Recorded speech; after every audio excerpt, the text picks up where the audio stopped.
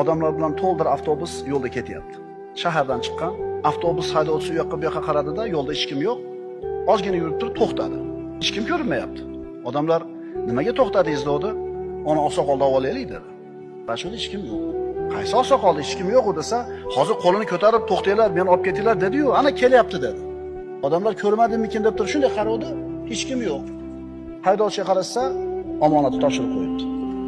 Demak, shu haydovchini ajali yetib kelgan, ammo avtobusdagilarda ajali yetgani yo'q hali. Alloh taoloning hikmatini ko'ringki, chiroyli qilib to'xtatib, avtobusni rushnoyini torttirib, xotirjam qilib qo'yib turib, jonini oldi. Haydovchining ajali yetgan edi, ammo passajirlarniki emas, chekiga to'xtadi. Alloh taolo aytadi: "Likulli ummatin ajal." Har bir millat, avlod uchun belgilangan ajal bor.